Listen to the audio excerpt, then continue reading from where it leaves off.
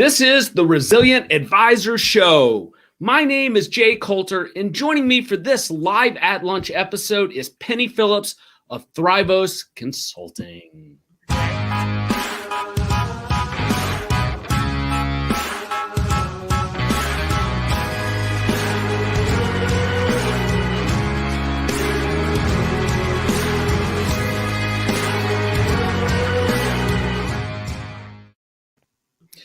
Penny's been a regular guest on the show here now for about a month and a half. It's received great reviews, Penny, and I believe one of the reasons that it's become a popular series on the Resilient Advisor Show is because of the topic that we're going to talk about today, the generational divide inside of the financial services industry. And I was telling Penny at the top of the before we launched live that I think Penny has a unique lens because she understands the world of older advisors, which I put myself in, Gen X and baby boomers, but also because of her age, understands the world of the generation behind them, and bridging that gap is really where the problem is going to be.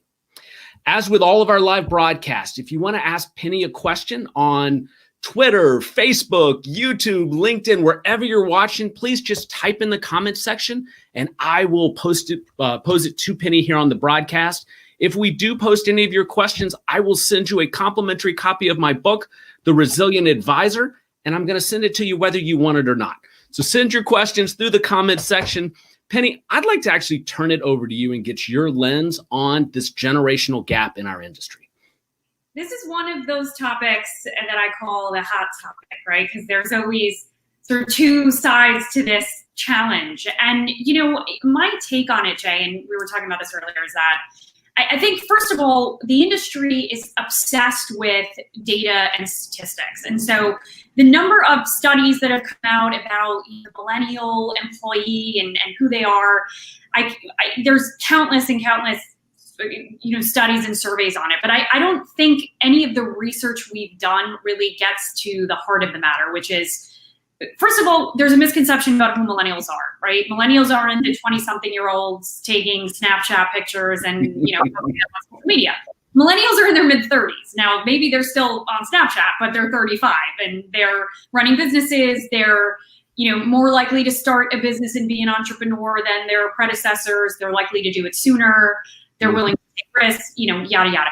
But the reality is that, and this is the heart of it, this group, when we think of them as employees and folks on a team, have only ever grown up in one type of society, a society where feedback was instant, where positive reinforcement was the norm, not negative reinforcement, and where participation trophies were given out for simply showing up.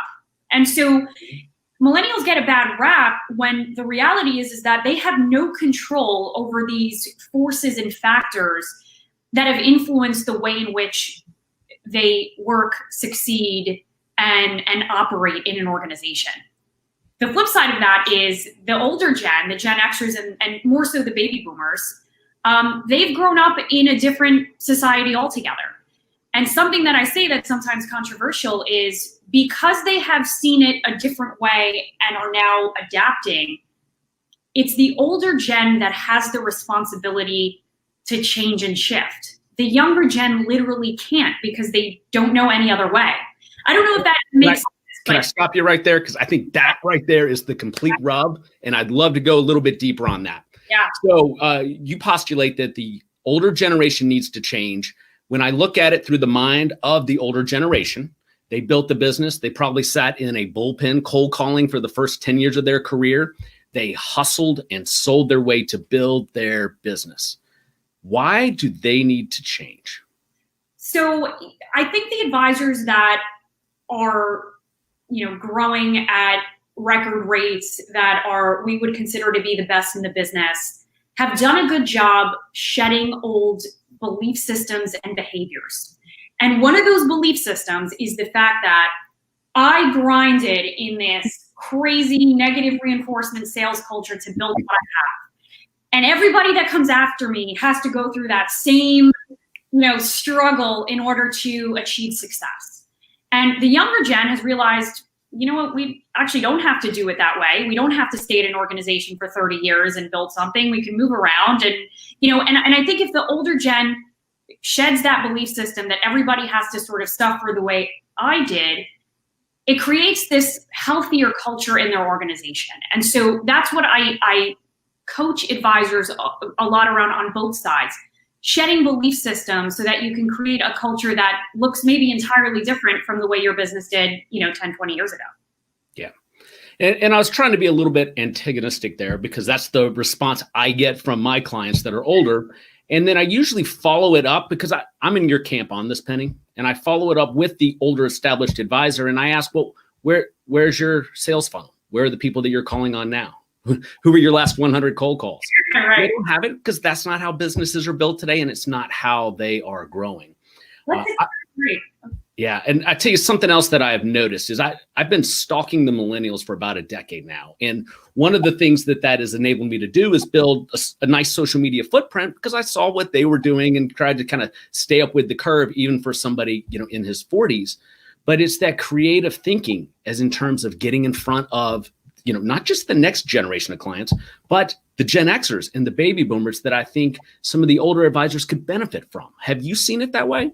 I have. And I think this is something that's helpful for any listener who's that baby boomer advisor, right? They hire a younger lead advisor or associate advisor, and they say to them, I have this huge book of business or huge business that you can, cultivate relationships from, and I'm handing you everything on a silver platter. Come in, do your thing. And they're really disappointed when that person doesn't perform as they expect them to.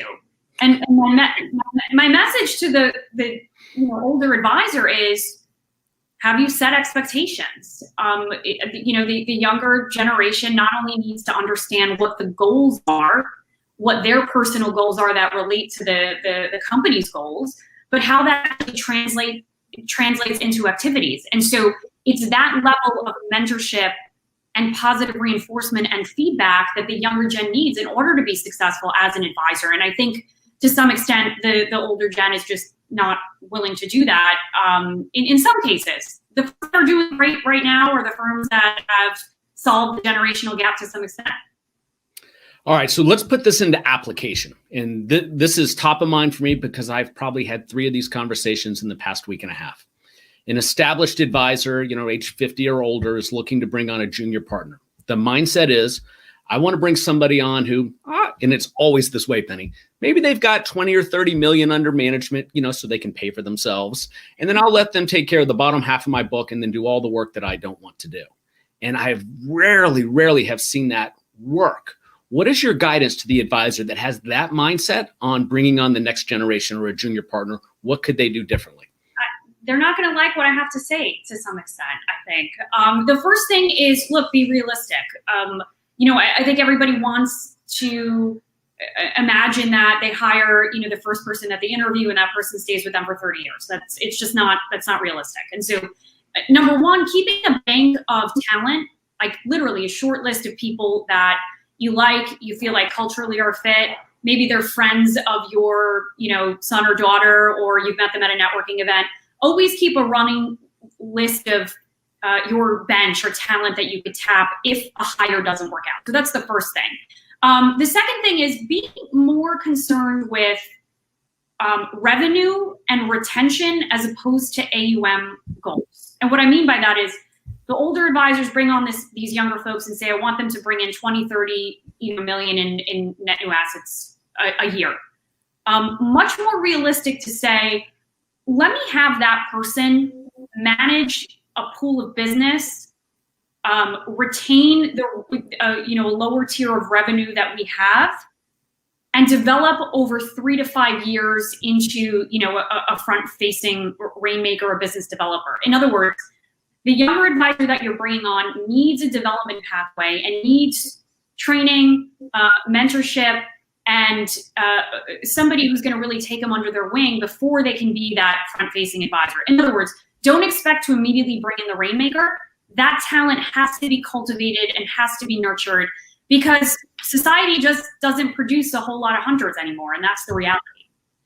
Yeah, and it's infuriating when I see these older advisors expect somebody who's 25 years old to come in and hunt at the level that they're able to execute on. Not realistic. But yet I'm able to model out and show them the top performing advisors. And by top performing, yes, it means income wise, but also the happiest advisors that have people in the right seats in the bus. And they know that they are the hunter as the person who is seasoned, whose network is reaching that age where they have their friends have the liquidity events. They have a mature market and have the skill sets to manage those higher end relationships and nurture those folks under them. But still, that paradigm is still so upside down in our industry, Penny. It is. Yeah, that's why the independent and RIA space, I think, to some extent, give folks the flexibility to have younger people come in, work with their peers, charge fees for advice versus AUM fees, and make up the margin that maybe they're not getting with bringing in a ton of assets, but still adding value and bringing on clients, in that younger gen. So there's a lot of ways to build it. I think advisors just have to be willing to do things a bit differently.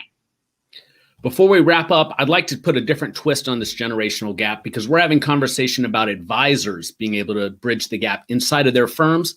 Let's talk about the younger advisors being able to bridge the gap to the older clients.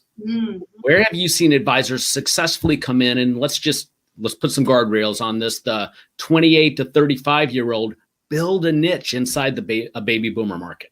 Yeah, look, this is my view on it. Regardless of age, regardless of generational profile, the advisor and firm that best understands the consumer wins, period. I don't care if you've been in the business 10 years or you've been in the business 35 years. In fact, studies show that clients value an advisor with high EQ more than they value an advisor with tremendous years of experience, but not high EQ. So if you can speak directly to what the consumer needs on a day-to-day basis, and I don't mean they need investment management, they mean risk management. I mean, if you can speak in the language that the consumer, the client is talking to their spouse and their neighbors on a daily basis, the kinds of questions they're asking one another, should I apply for PPP? I'm 2 years away from retirement. Can I retire? If you're speaking in that language and answering those daily questions, it doesn't matter how old you are. You're the one who's going to attract the business. And look, we've seen that with, digital advice providers and companies that market really well to a specific consumer profile. They land the business. Yep. And I would argue that the younger generation of advisor, they're more comfortable with the digital footprint on social media, email marketing, doing blogs. I mean, look at how fast Ritholtz Wealth has grown. And not that there are a whole bunch of millennials, but they definitely skew younger. And they have built a collaborative that has really, really grown quickly because they're willing to put that footprint out there. I heard Josh Brown speak once and I was blown away. First of all, he's an amazing, hilarious speaker, but he said that they bring on young talent. If that young talent has the ability, first of all, has a social media presence, has the ability to captivate an audience with their content, think of that concept. In other words, this is a firm that is vetting whether their millennial talent has a social media presence. And that's one of the vetting, one of the vetting processes is seeing whether they've been able to create content that people are attracted to. I mean, it's sort of incredible. And I think it's the reality of where the industry is going. Yeah, without a doubt. Well, before we wrap up, Penny, I got to tell you, for folks that have not been following the show the last couple of weeks, Penny had challenged me to something, and I've never, ever, ever accepted any challenge whatsoever on social media. Not because I don't think the causes are great. That just isn't my style. But Penny had challenged me to eat a lemon because she had done it for a really, really good cause, Alex's Lemonade Stand. And she, speaking about having a good digital footprint and having an impact, she really had a broad reach with it. I decided to do it. So I have a video clip I want to play you of you eating a lemon. And then, Tyrone was on with me and we decided to do it together to help your cause. I'm going to play that clip right now.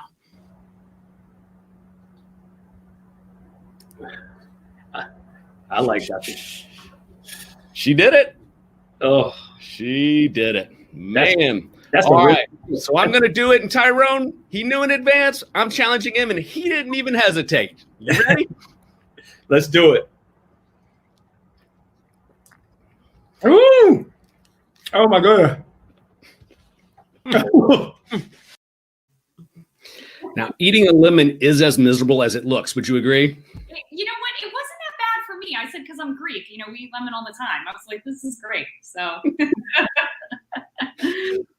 But I think that's a perfect example and timely of how having a bridge with the younger generation, people that are comfortable getting on social media and doing that, can help have an impact. So not just commercially for your business, but for a great organization, like the Lemonade Stand initiative, where they're trying to fight childhood cancer. And Penny, I would not have done that if one of my older colleagues, my age or older, had asked me to eat a lemon. So that's the kind of impact your generation can have inside of our business. And thank you for sharing that. It's a great cause. I appreciate it. Excellent. Hey, before we wrap, Penny, could you please give listeners a little bit of an insight into your firm, Thrivos Consulting, and how you have an impact on advisors and what an engagement looks like? Yes. So we are a practice management, coaching, and consulting organization. We're based in New York City, and we work with individual advisors and institutions. Our mission is to help folks manage, change, and thrive. And I'll tell you, before 2020, when I launched the business, thinking about managing change, I was thinking about demographic change, technology and its impact on pricing, and just the way that the advisory business model has changed. And what we can add to that now is, managing a global pandemic and being able to shift and adjust enough to stay relevant to clients. And so we do that one-on-one with teams in year-long engagements. We do that with groups in workshops, and we do that with firms. Leadership of some of the bigger BDs reach out to us to help bridge the gap internally with the different generations of advisors. Penny, I really appreciate you coming on. You got to admit, you're impressed with the way I'm flipping in and out with graphics now. We're going to the next level. You are adapting. You're a Gen Xer who can adapt. I love it. Penny, thanks for coming on. Looking forward to our next episode.